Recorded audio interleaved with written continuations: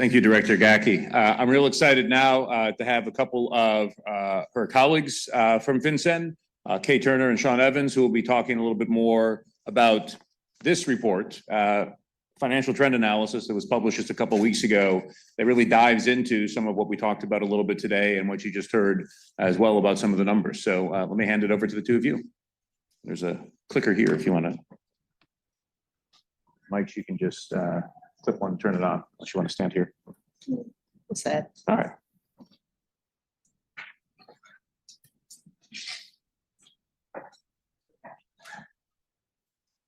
So it's a real pleasure to be here. Oh, yes.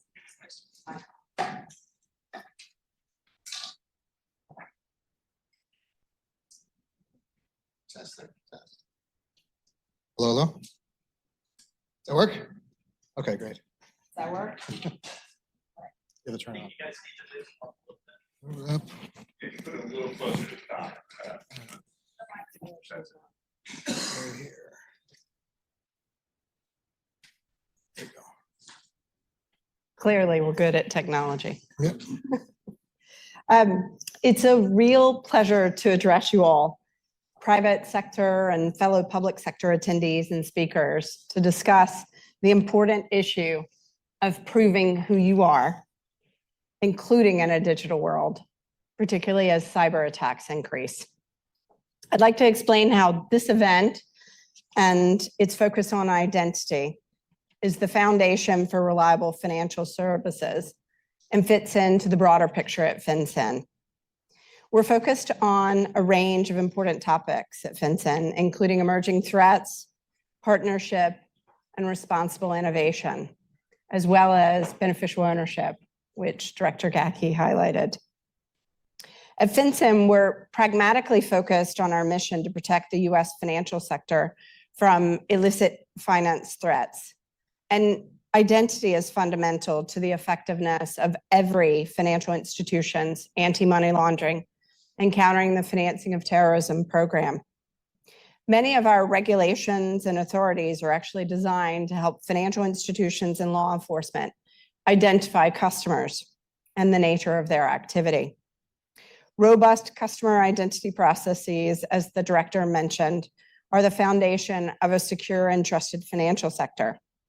To get financial services right, we have to get identity right. It's vital to building trust in the system. The rise of remotely delivered financial services, however, has presented challenges to digitizing a patchwork of largely paper-based federal, state, and local government identifiers and credentials used in customer identity processes. Cyber criminals exploiting the gaps in processes have enabled a growing trend of cyber-enabled crime, adversely affecting financial institutions, their customers, and people like you. The volume and frequency of these types of exploits or cyber-enabled attacks are likely to rise as technological developments like generative AI reduce the cost, complexity, and the time to leverage gaps in our digital infrastructure. Those gaps already make it difficult to distinguish, as the director said, between a bot and a human and a fake document. So FinCEN had issued government-wide priorities for anti-money laundering and countering the financing of terrorism in June 2021, which included cybercrime and fraud as government-wide priorities. FinCEN has determined that identity-related suspicious activity is a cybercrime and has highlighted the importance of customer identity in achieving its mission in several efforts and speeches. In fact, I'm only sitting here because my colleagues had identified the challenges it is to proving who you are in a digital world. And they asked me to come in and help build on their efforts to advance the use of digital identity within an AML CFT context. And so when my colleagues approached me on day 2 at FinCEN in June, 2.5 years ago, and they were explaining to me the challenge of figuring out who someone is, I said, well, let's quantify it. So it's been lots of hard work as my colleague would say, boiling the ocean. At FinCEN, through an initiative publicly described as the Identity Project, we've attempted to create a systemic framework to provide feedback to the financial sector on the value of the financial intelligence that they're required under the Bank Secrecy Act and FinCEN's implementing regulations to report. The Identity Project focuses on pattern and trend information identified in this information. And we've linked it specifically to the identity bit. And the activity when we started, we started with a data set of 2021. So how many people in this room know what a suspicious activity report is? Everyone raising their hand? Okay, I maybe don't need to go through a definition. But for me, who wasn't a specialist at the time, I certainly came to realize the value of these reports, of all in an effort to mitigate illicit finance. We believe that the information about this initiative is relevant to the public, particularly financial institutions and other entities involved in identity processes and mitigating illicit finance. For those that have already read the report, this may seem redundant, but let me go through the highlights before Sean goes through the details. During the review period, so the 2021 data, approximately 1.6 million, or 42% of the close to 4 million total Bank Secrecy Act reports, equivalent to $212 billion in suspicious activity related to identity in the 2021 period. And FinCEN has identified 3 common exploitations of what we talked about, identity processes. Attackers seek to impersonate others to evade validation of the customer's identity as unique and their identity evidence as valid. They seek to circumvent or exploit insufficient verification processes that verify the identity evidence that relates to the customer. Or they used compromised credentials to gain unauthorized access during authentication. And then at FinCEN, we mapped the 14 typologies to the relevant identity-related exploitations based on the analysis of the underlying activity. So I've given the top level. He's the expert. I've walked you through this. I just forgot to actually press the button to go. But this is why we're focusing in on identity and the threats that we see and trying to feedback what we're receiving in a manner that's an operational process flow, given that we regulate multiple different sectors with different regulations. Okay, so thank you, Kay. So Sean Evans, I'm a lead cyber analyst, been working at FinCEN since 2007. And yeah, this is the slide that I used to kind of say where we were when we were looking at cyber threats, or what we loosely called cyber-enabled crime, cyber threats, and fraud is growing faster than the rest of the corpus of our reports at the time. So left-hand side, you have the number of at that time we would loosely call them tied to cyber crime and fraud, things like cyber events, business email compromise, account takeovers, and ransomware. So this is not everything, but this was just kind of slice that we were seeing growing at a faster rate than the totality of the SARs that are reported on the right-hand side. You can see there on the right, very far right end there, that we received 3.8 million SARs in 2021. But the kind of realization is that, and as Kay had mentioned, that behind all of these was some type of a bad actor exploiting some type of identity process. So that was the hypothesis. And what we looked at here was that's where we started to try to kind of put that into context and quantify that, which turned out to be something of a challenge that ran us into some other problems as well, such as, what is fraud and how do you compare apples to oranges in the cyber space? I'll remind you, somebody might be familiar with the Better Cybercrime Statistics Stack. I think it's called Cybercrime Metrics Stack. It's something that Congress recognizes as well, that it's hard to measure even cybercrime. So we were trying to measure fraud, cybercrime, and its ties to identity all in one go by using the totality of the data of 3.8 million records in 2021, which is really stretching the limits of what we can strategically leverage these reports for in some type of report like this. So, and as Kate mentioned, I mean, where we, and also as the director mentioned, where we usually think of identity processes occurring within financial institutions, this kind of shows that link of during account creation, account access, and transactions, and the different authentication modes that may be occurring there, the authentication channels online versus in person. And then just think about the complexity. And of course, for this audience, you know all this. The various ranges of credentials that are used in different orders and combinations to be authenticators to grant access to financial services. But the realization is that identity processes occur not just within the financial sector, between a financial institution and its customer, but also between financial institutions and customers of other financial institutions and other financial institutions, customers and businesses and corporates and their customers, and even inside the financial institutions themselves. So when you start looking at it from that standpoint and try to work out every use case, then what you're really looking at from a filing institution standpoint is the filers or the banks are filing SARs on bad things that happen to people between people, like things like romance scams, which are a crime between two persons. And what's reflected in what they are saying could also often be some type of exploit in an identity process as well.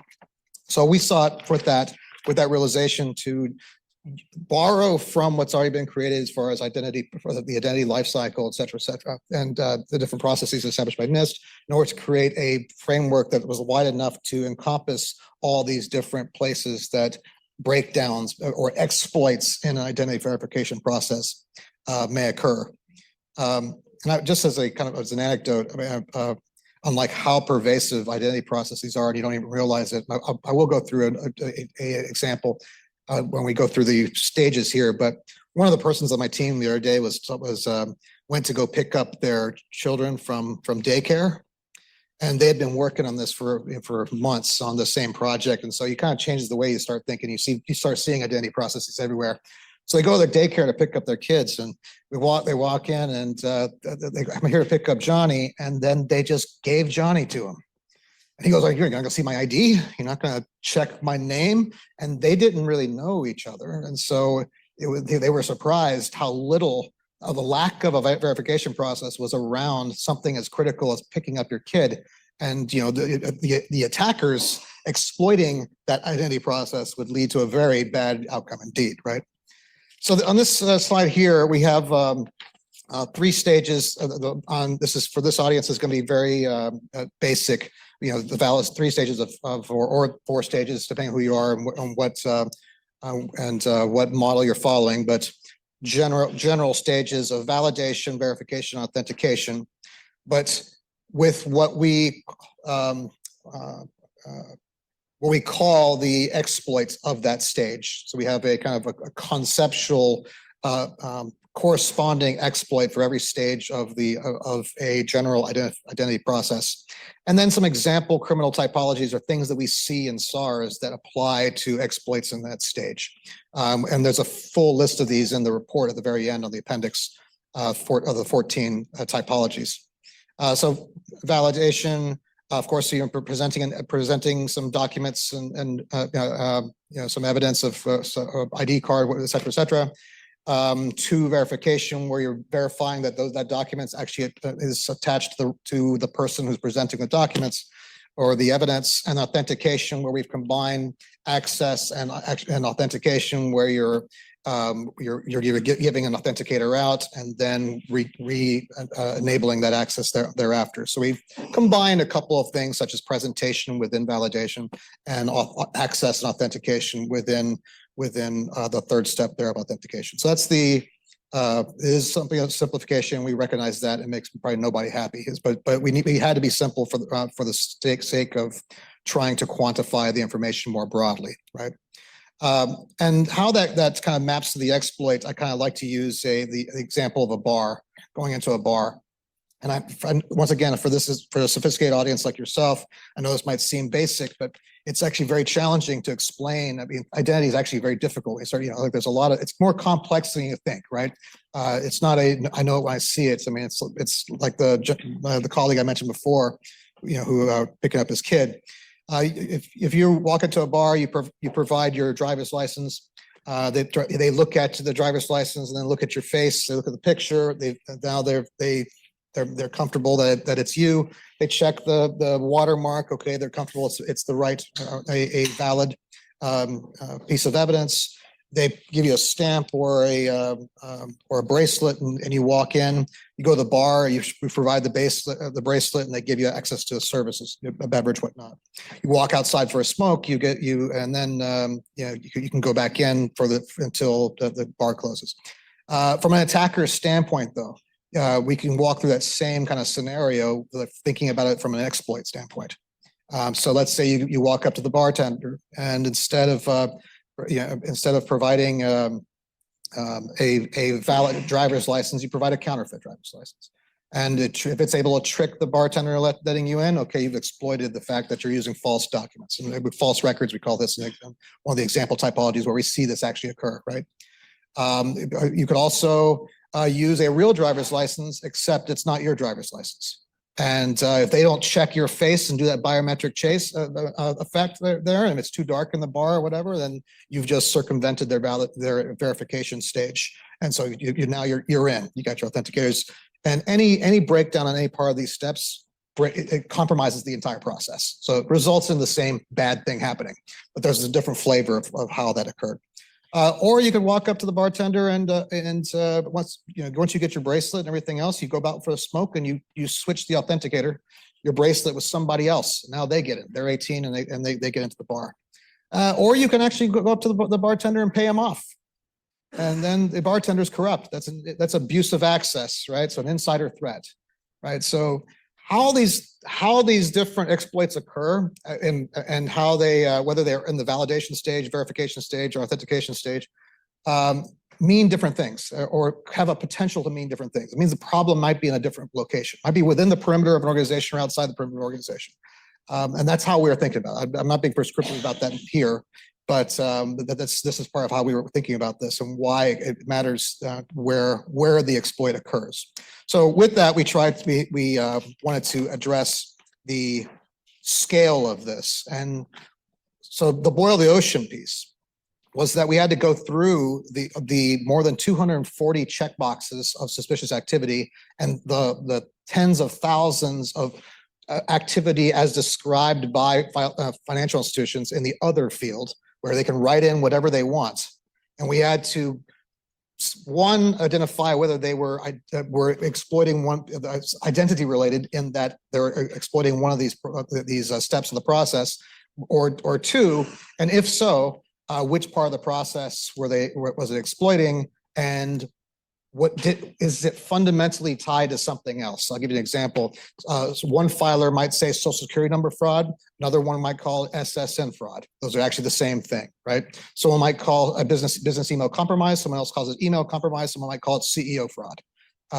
So for every fraud out there, there's 30, 40 names for the same thing. And once you strip out, when you take a reductionist approach to this and strip out the victimology, so elder financial fraud, younger financial fraud, whatever, like victim, real estate, business email compromise.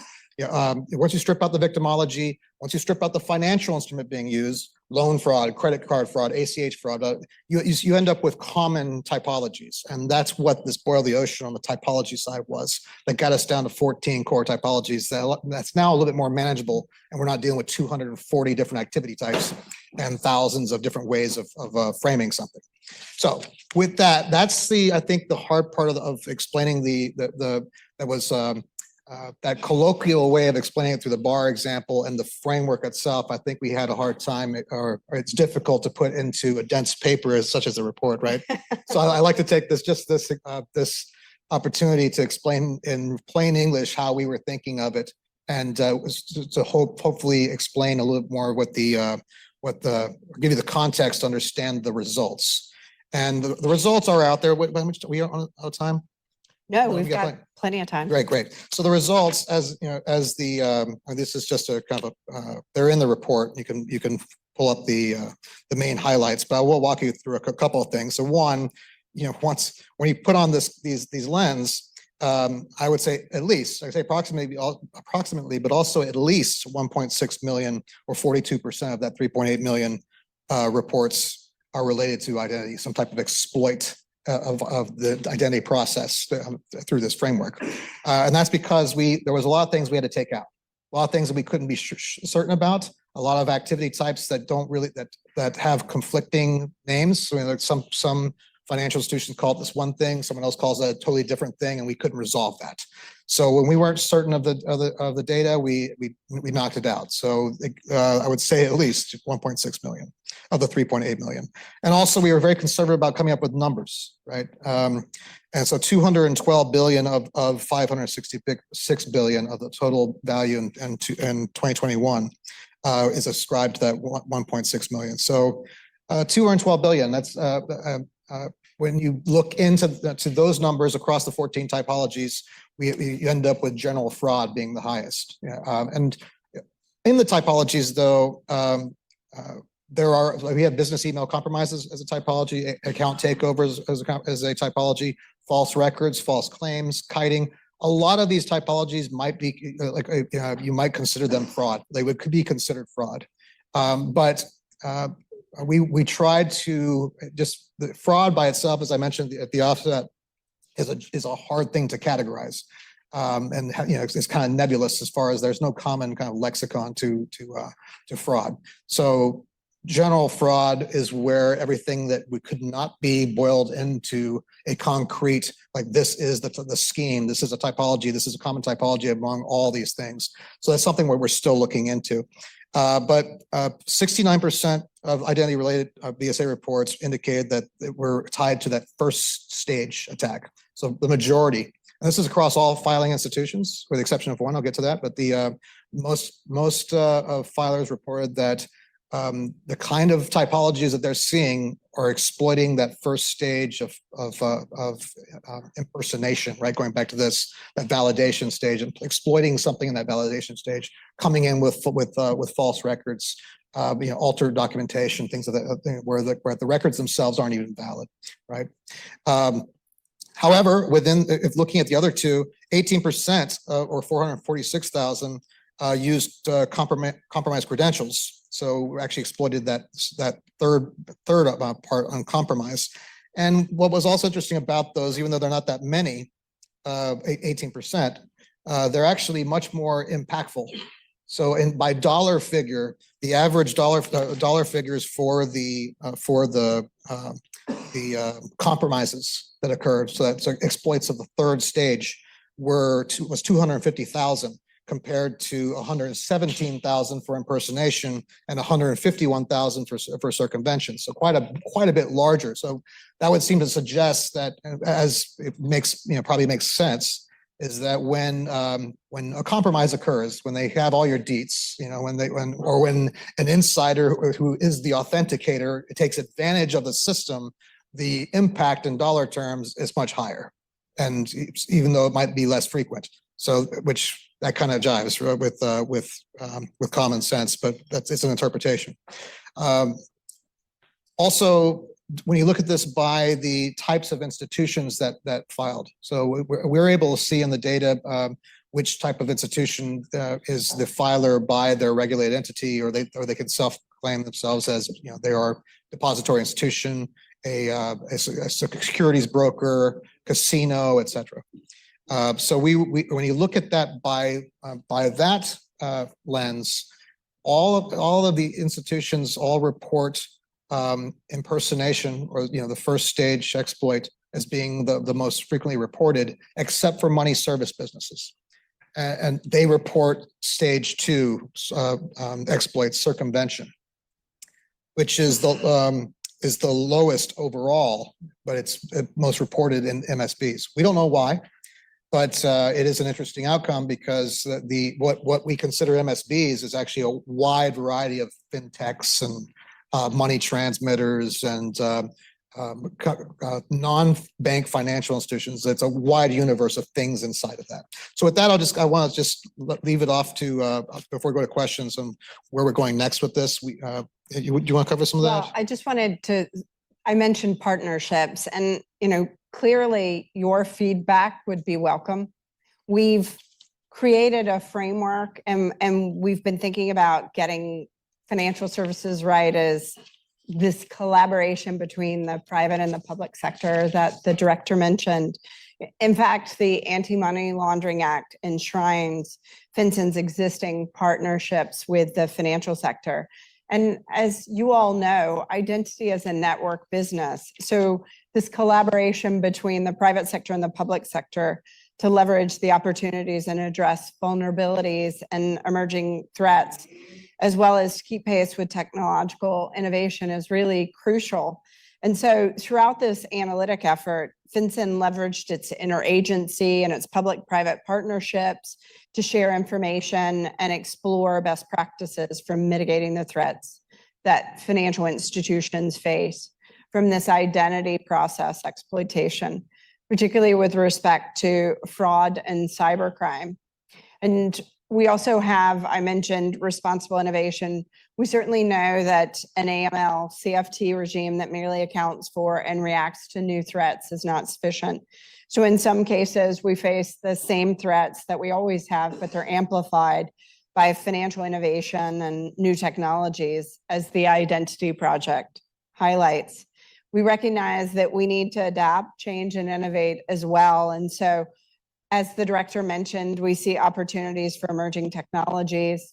Obviously, as Chief Digital Identity Advisor, I think about digital identity solutions, but we're Only also one in the government, right? yeah, the only one in the government. Artificial intelligence and privacy enhancing technologies to help address these identity-related exploitations and combat a wide variety of illicit finance typologies. So with this, we're really grateful for Venable for the Better Identity Coalition, FIDO, the ID Threat Resource Center for hosting this. Obviously, FinCEN's been present in past events. We value the opportunity to come and address. We see you as a key partner in mitigating these exploitations. And so we hope to build on the analysis. It took a long time to boil the ocean. We recognize that things evolve, and that was 2021. We're also looking at other avenues. Some of the way that we ended up in the report and the focus that we did were stakeholder questions that we got. Yeah. So your feedback's really helpful. And I don't know if you want to make other comments. Otherwise, we're happy to take questions. Yeah, I mean, this isn't over. I mean, 2021 took us a while, 2 years, but it won't take us that long we're already through 2022 data, and we're working on 2023. Should be that. So we're doing this again. Why don't I be Repeatable cautious? framework. When Sean and I first started in September 2.5 years ago, he told me it would be done by Christmas. Silly me, I didn't ask which Christmas. But I think part of done by Valentine's Day. Yeah. No, but I think the important bit is that, we've been engaging along. Most people weren't aware that we were engaging on this, but we'd love your feedback. And as you think about questions that arise either today or reach out, I'm always happy. It's part of my job. I'm supposed to advance the use of digital identity in an AML CFT context and work with federal agencies and the federal financial regulators, and then go out and educate. We're lucky today because we're in front of an audience that really knows the importance of this work. With that. Sure.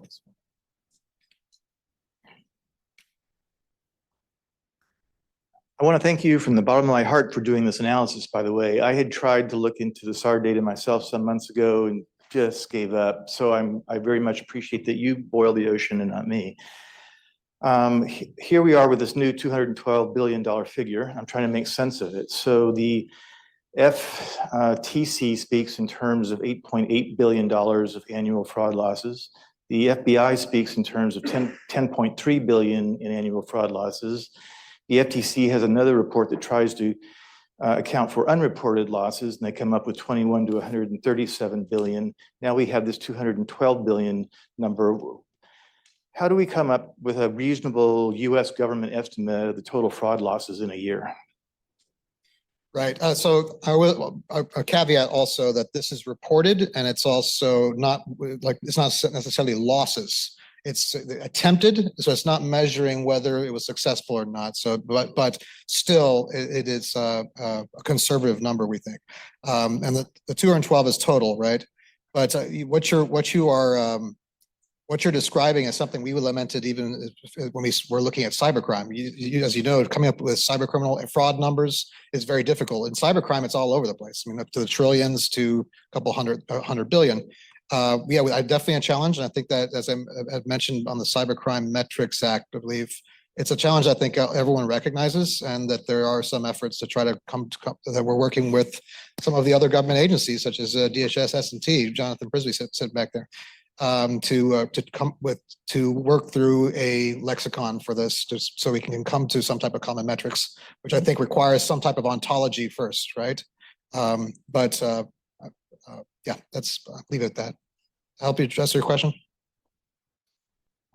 Thank you. Thank you very much for the report. If you haven't read it, it's a very short report, unlike a lot of government documents. So thank you for that. I thought it was long. No, I got through it pretty quick. Outside of the report, as it applies to the Trade Act and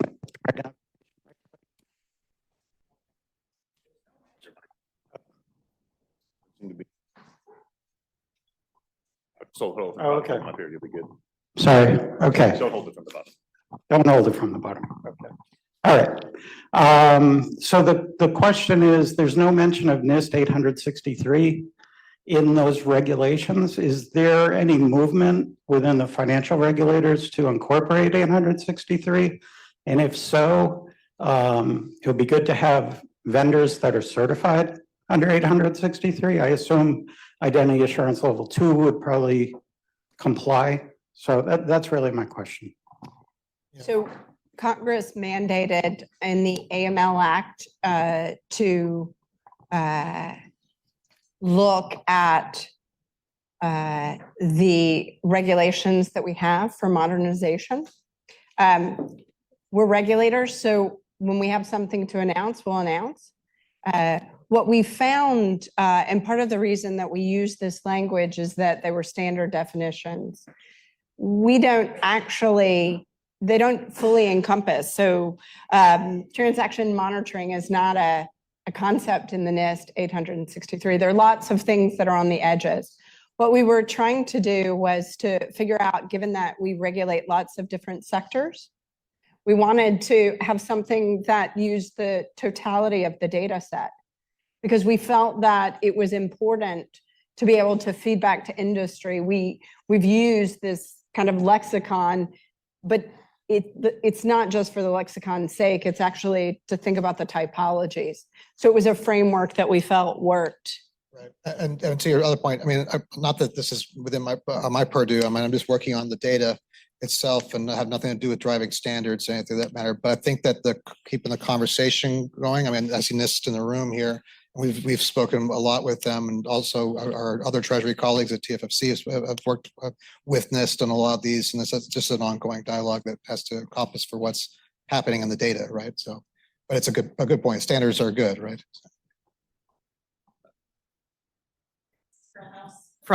This is Carol House from the Atlantic Council on Terranet Ventures. First, it's wonderful to see you all, and it was wonderful to see that great report. Based on feedback, it's not a criticism. I think it won't surprise you that as a former policy wonk from FinCEN, the thing that I'm hungry for is the so what's next. But again, not a criticism, because as Kay so aptly pointed out, you have to start somewhere, and quantifying this problem helps to, and then also as Sean, as you mentioned, dissecting it in the specific way that you did points you to where the problems are at different types of financial institutions. What are the vulnerabilities that are being exploited? What are the biggest problems that can help you rack and stack priorities? So then on that, what comes next? I do want to ask a bit about how you feel that this analysis will or is, or if it is, informing your reg and strategic policy efforts, compliance and enforcement, or even your standing up of the incredible beneficial ownership database, which, as far as I understand, is the only new identity repository that the US government is standing up. So what an incredible mission. Very curious about how this analysis will inform those efforts. I'll take what's next, and you can take the I'll get the hard one. Yeah, well, one, I mean, boiling the ocean was useful there was a lot of things behind the report and lessons learned that is not in the report, right? That the exercise itself, both on the technology, on data, and on the totality of on quality, I mean, there's a lot that goes that we can take back from this, as you know, we have all these things that the MLA is putting out that's Congress is requiring us to do. And so considering, we would have had to do this anyway, or something like this, right? To understand what's being reported, how it's being reported, whether it's effective reporting to improve detection, reporting, prevention, right? So there is what's next. We're looking at this was a snapshot 2021. So if you look at this over time, what does it tell you, right? And so that's where we want to understand these trends over time and be able to make them repeatable, so that it's continuous, right? And so that on our end, from a research standpoint, that's where we're at. And to be honest, we've just finished it. It actually is sinking in and getting feedback from you guys. Does it make sense? What's on your wish list? I would put it back to you. We found the exercise extremely helpful in thinking about the data set. We're excited about the opportunity. This is a strategic change in the use of the data.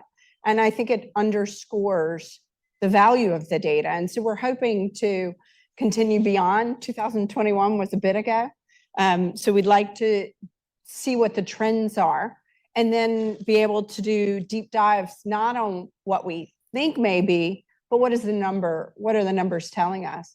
But it's also a question of figuring out, we're doing this. The Financial Crimes Enforcement Network is about working in a network, right? And so some of these priorities of what we're looking at are some of the feedback that we get. Does it make sense? Does it not make sense? Me, who, for those that know, I ended up coming to FinCEN 2.5 years ago, and I was not an AML CFT contact. So I always have in the back of my mind, in order for some of these terms to stick, people, we want feedback. We need partnership in doing it. And so, it was quite a task to boil down into three terms, right?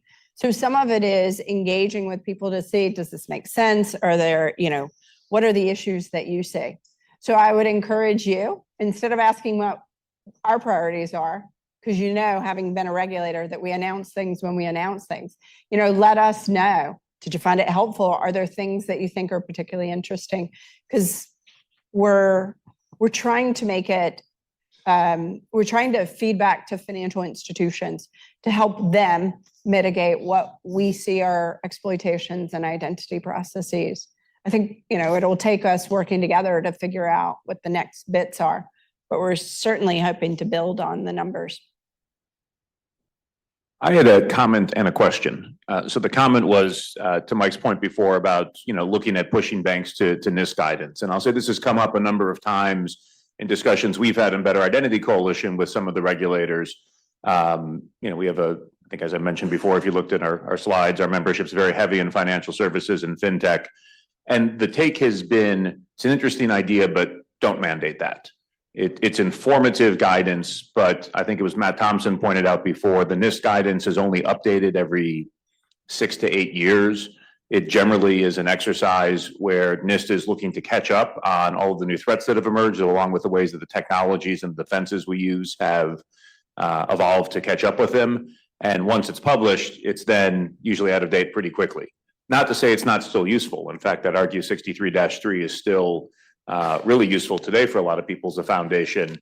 But compared to, and I mean, I think there's about a half dozen people here who run big parts of bank identity systems for major banks.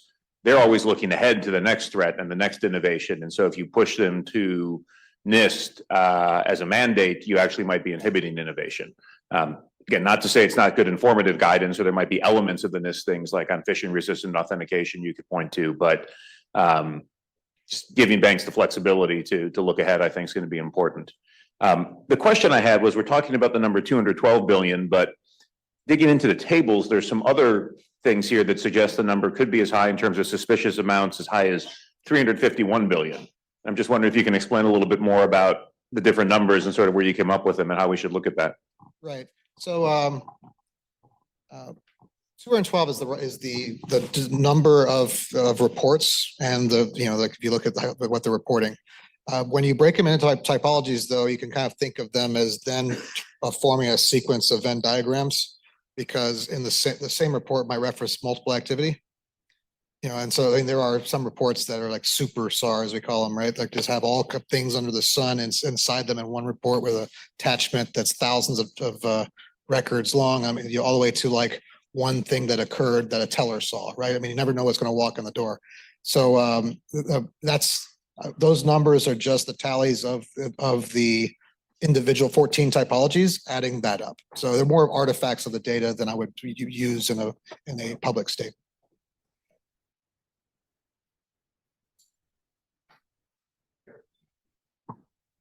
One question in the back, just feedback for what's next. Again, complimenting everything that you've done as a start.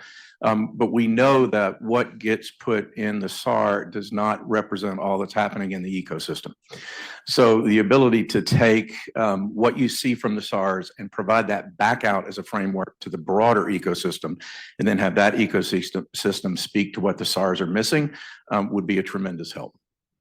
And this isn't the only forum in which we've discussed this. I mean, and we've been working with with financial institutions, but we want a broad input from our typical stakeholders or financial institutions, who really are the eyes and ears for us usually. And the SARS is just one mechanism to receive that information. And of course, every financial institution is only seeing what they report. This is just one way of being able to say what everyone else is reporting as well. But then, yes, there's a continuous feedback there that needs to occur. I agree. Any other questions?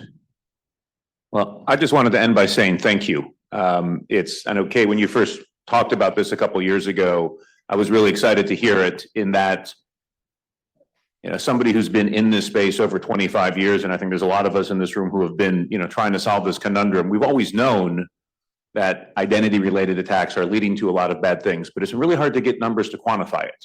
And I don't just say this as a guy who spent several years at NIST, which I developed a fondness for measurement science, given that's the mission of the agency. But I think having measurement like this that can really sort of quantify where bad things are happening and why and how is really important. We released our updated policy blueprint earlier today. Not all the grades for the government were good. I think part of it is, as we're trying to elevate this as an issue, we're sometimes lacking this kind of analysis and these numbers behind it. And so I think having this out there, as we're engaging with other policymakers about why identity is a big honking deal, this is really great work. And so on behalf of, I think, everybody, I'd say thank you, and please keep it up.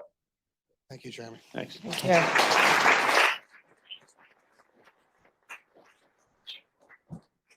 All right, we've got, are you guys ready? All right, we're about 5 minutes ahead, but I think we can give you 25 minutes instead of 20.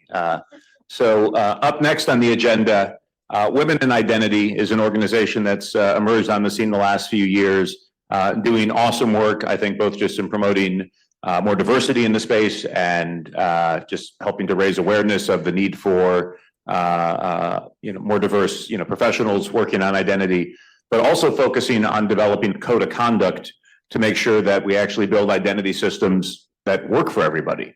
And I think one thing we've heard today is sometimes we lean in too hard, say, on a security aspect or some technical aspect, and then people can't use it or they can't obtain identities. So the work that they've been doing with their code of conduct, to me, has been really helpful and constructive in the space. And with that, I'm happy to hand things over to Kay and Kim to talk a little bit more. Thank you.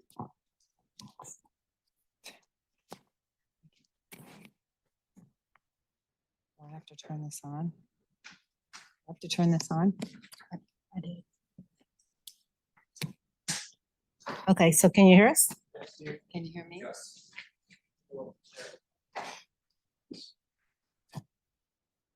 Is it on? Am I doing this right? Yep. Oh, there we go. Finally.